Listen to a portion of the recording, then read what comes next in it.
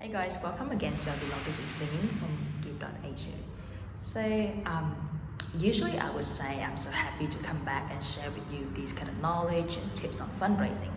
But the topic of today is a little bit sensitive, it's up to date. So I'm pretty sure that you have been hearing around about the Australia's bushfire crisis or the flood in the Philippines that affected and killed 75 people. Of course, as from another human being to another human being, we feel frustrated, we feel hopeless. We feel like we have so much compassion for these people, these sufferers who lost their homes, some even lost their lives, and these innocent animals in Australia. So first, the topic of today is natural disaster relief and how we as a charity and non-profit organization could help in these events. So let's have a look at what has been going on in Australia for the past few months. So in November 2019, the catastrophic fire danger was declared in the Greater Sydney region for the first time since the introduction of this level in 2009. And the total fire ban was in place for 7 regions, including Greater Sydney, which is the area that got affected the worst up to now, northern New South Wales. So since the start of the season, the ongoing bushfire had destroyed more than 1,200 homes, as well as 48 facilities and more than 2,000 outbuildings in New South Wales alone. 20 people are confirmed to have been killed in the New South Wales since October, and the latest family was reported on the 5th of January 2020 following the death of a man as well. So these news are really sad and frustrating. And also in the New South Wales, the fire has burned through more land than any other places in the past 25 years, in addition to being the state's worst bushfire season on record. The state also experienced the longest continuously burning bushfire complex in Australian history, having burned more than 4 million hectares. On the other hand, in Manila, the Philippines, the landslides and flash flood triggered by heavy rains in the Philippines have caused 75 people dead and another 16 people missing. So that's what the government disaster agency said on the 1st of January. So the Philippine National Disaster Council said in a later report that beside the disease, another 16 people are still missing and 12 people were injured. More than 45,000 families, or nearly 192,000 people from 457 villages in the central and northern Philippines were affected by the tropical depression that hit the land on December 29. So those are the general news of the recent natural disaster that happened around the world that is significant. So in today's topic, I would like to raise this problem. So what exactly is natural disaster relief fundraising? So we will start first with define natural disasters. So natural disaster could be floods, wildfires, tornadoes that happen a lot in Central America, earthquake, hurricanes, tsunamis. We still remember the tsunami that happened in Thailand a couple of years ago, war, terror attacks, famine, drought. Though we can predict them by meteorologists with some degree of accuracy, many of them still cannot be prevented or avoided, and they can come without warning or time to prepare. In 2018, the natural disasters claimed 10,400 lives and imposed 160 billion worth of damage to the global economies. And in general, these natural disasters affect millions of people each year. What can we do to help? We can do crowdfunding, we can do online fundraising, we can do some donation of utensils, or volunteering in the emergency department. So why should we raise funds for disaster relief? The very first reason is victim needs essentials. Many victims of natural disaster lack access to essentials, including shelters or safe housing, food, clean water, and healthcare. And those individuals living below the poverty level, which is just heartbreaking and unbelievable. And especially developing countries, these victims are most in need of relief. Reason number two, animals are in danger and need treatment. Unlike human, we can run away, we can find ways to seek help.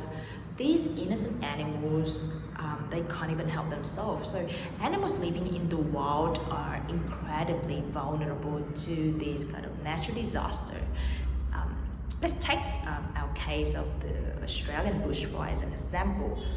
During the bushfire, up to now, 480 million animals have been affected by the bushfire since they started in September. Reason number three is long-term damage to the economy. So natural disaster can cause long-term effects to the economy of the whole nations. And it could be trickling to a family or community. Therefore, natural disaster relief cannot ignore the consequences. Strategy include finding long-term, stable, and permanent housings, investing in the local economy, rebuilding and replanting agriculture, ongoing physical and mental health challenges, rebuilding infrastructure, and more.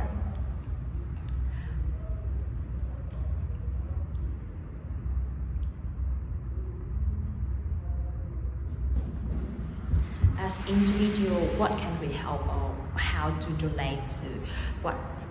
As individuals or organization, what can we help, or what can we donate for natural disaster relief? So we can help donate clean water, non-perishable food, medicine, feminine hygiene supplies, clothing, children items, household goods. And for organizations such as charity and non-profit organization, we can use different tactics, as I mentioned before, about how we can do some crowdfunding, some online fundraising. We can raise some donation for utensils from the crowd, or we can ask and empower more people to do the emergency volunteering.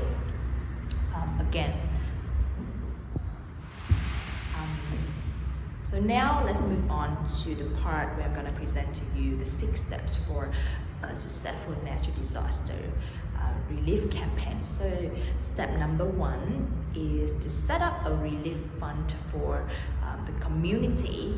So crowdfunding is an effective way to raise money instantly for disaster relief.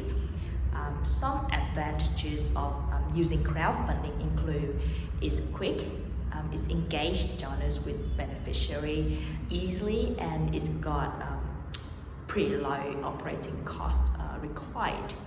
Step number 2 is using your social network to spread the word. So if you use social media for crowdfunding, you can attract more donation and keep the campaign going. You can encourage your friends to share your project, and they can donate directly, or they can, multiply the network around and asking for more and more people to support your projects. You can tag your post with the most popular hashtag associated with this situation. For example, like pray for Australia, Australia bushfire, something like that. Another step number 3 is to reach out to media for higher exposure. So you can reach out directly to local media outlets for some TV, radio, online news sites, etc. Or you can post your link in the comment section of related news stories and any social media post about it. You can find the Twitter and Facebook pages of your local news organization and post links to your fundraiser there. Step number 4, you can host a fundraising event. So fundraising events do more than generate donation. They physically engage your community, increase awareness, and reach new kinds of donors. So fundraising events allow such people to bring donated items, meet like-minded people, and team up on relief efforts. Step number 5 is to partner with local organizations and businesses. So local organizations or businesses typically offer help after a disaster in several ways. They can match donation, provide space for fundraising events, or donate a percentage of proceeds from product or services to fundraiser. Step number 6 is to keep your community updated. So when people donate to your fundraiser, of course, they become financially and emotionally invested in helping the victims, and they would need to know that you are doing help directly to these people. So they often expect updates about the relief fund's progress and its positive impact. And make sure you remember to say thank you and leave them a note for every donor, especially also to the supporters and the one who are volunteering and helping you out with this natural disaster relief campaign. So I guess that is the topic for today, and I really hope that this topic would help with some of your organization out there would like to do the fundraising and help the Australian bushfire or the flood in the Philippines. It is outraging, it is heartbreaking, and our hearts are there for the victims, for the families of the victims, for these animals, and for all the damages that happen to these countries. We're also running a campaign right now through our platform created by the Red Cross Singapore to help the bushfire in Australia. So you can also go there to donate or to share this campaign and spread it to your network. It would be really helpful. Thank you for all your attention, and I'll see you guys in the next sharing. Bye.